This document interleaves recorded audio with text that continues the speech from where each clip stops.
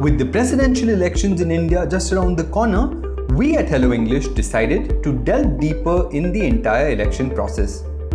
For this year, the top candidates are the NDA candidate Ramnath Kovind and the UPA candidate Miss Meera Kumar. But first, do you know who is eligible to become the President of India? First, the candidate should be a citizen of India. He or she should at least be 35 years old and should be qualified for elections as a member of Lok Sabha.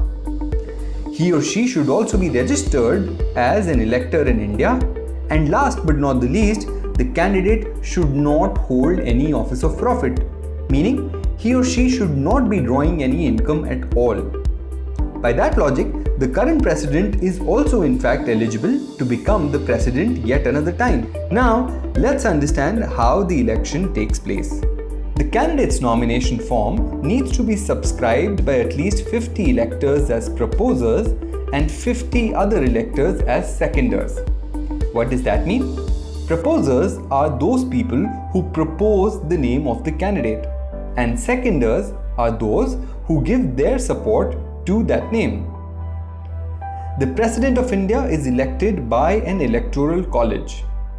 The electoral college is a group of distinguished individuals which includes the elected members of the parliament and the elected members of the legislative assemblies of the states and union territories of India. So the president is elected by MPs and MLAs who in turn are elected by the people of India. Hence, the people of India indirectly determine who gets to be the president. Therefore, the term indirect elections.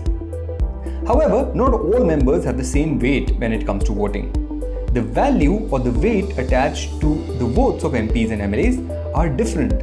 Let's understand how. Each MP's vote contributes 708 points to the pool. But the value of each MLA's vote depends on the size of the state he or she represents. The votes of MLAs from more populous states are of greater value than those from less populous states. That's because of the second guiding principle. The value of each MLA's vote should be proportional to the number of citizens he or she represents. These values of votes are calculated both on the basis of the population as well as the number of MLA seats in that state. In total, there are 4,120 MLAs and 776 MPs, which add up to 4,896 electors in the Electoral College. Each voter gives his or her preference to each candidate through a voting process called polling. Let's see how this polling process is carried out. The voting is done by means of a secret ballot. What does that mean?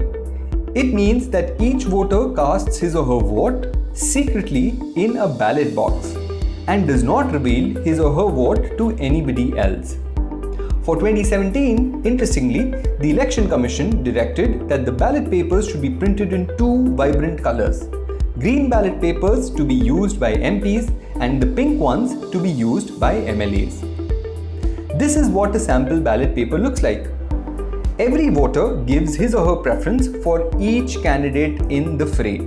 For example, for candidate A, this voter's preference is number 4. For candidate B, his preference is 2, and candidate C is his most preferred with preference 1. The voting process itself is a several round process.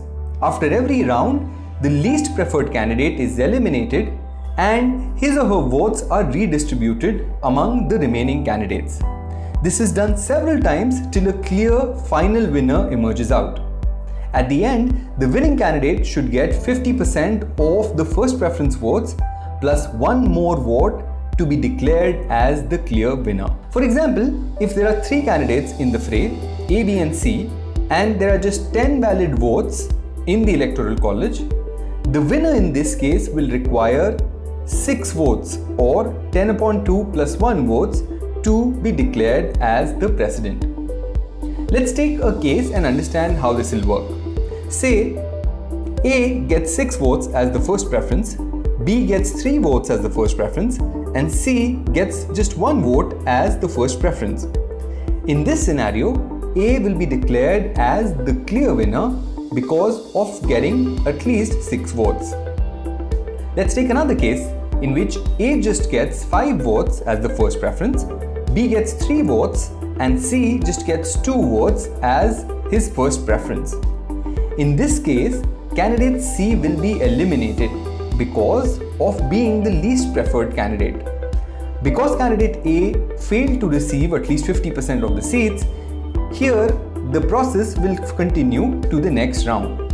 What will happen is that all of the voters, in this case 2 voters, who opted for C as the first preference, their votes will get added to the total first preference votes of the remaining 2 candidates. If A clears the quota now at this stage, which in this case he does, then he or she will become the president. If not, the process will be repeated until one clear candidate emerges as the winner by getting the required quota of votes. Alright, I'm sure you all know that the elections of the president are conducted in the Parliament House in New Delhi, and once elected, the President of India will hold office for a term of 5 years from the date of assuming office. Now let's take a quick review at what all we learned today. First, the eligibility of the president requires him or her to be at least 35 years of age, to be an Indian citizen, and be eligible to become an MP.